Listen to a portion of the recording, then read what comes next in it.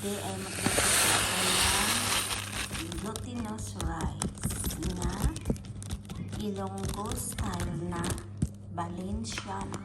So, this is the Thai glutinous rice. This glutinous rice is from Thailand. So, ang gagawin natin, hugasan natin muna ng malinis na tubig. So, isang beses o dalawang beses natin ihugasan.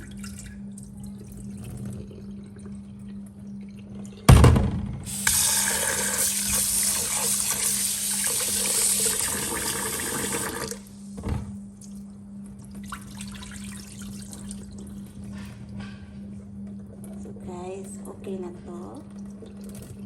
And then, gagawin natin ay lagyan natin ng orange. Ayan.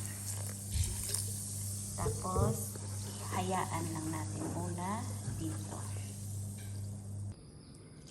So guys, ito na yung ating bigas na malagkit para sa ating Valenciana.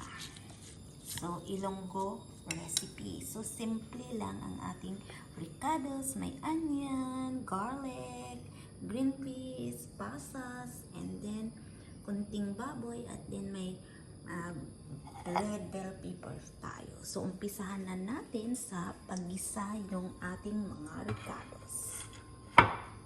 So, medyo mainit na ang ating mantika. Lagay na natin ang ating onion, then garlic. Tapos, haluin na natin. Guys, nilagay na natin yung ating baboy. So, yan guys, pwede na natin ilagay yung ating kanin, yung diba na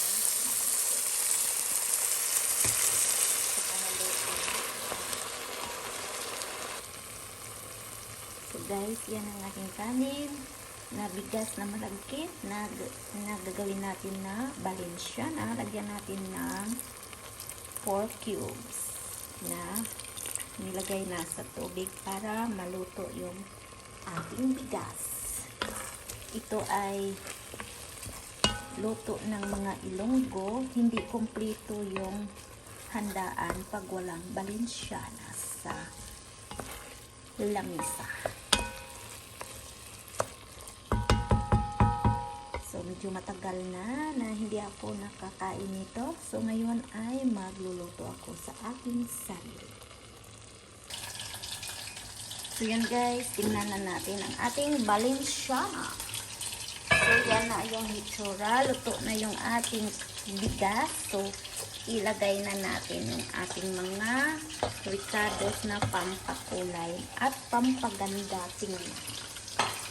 So, i-mix-mix lang natin ito guys. So guys, ito na yung final product natin ng ating Valenciana. Yan. Yan guys. So, mix-mix lang. Yan na. Yan na. Tingnan nyo naman ang lagkit. So guys, thank you for watching my Valenciana for today.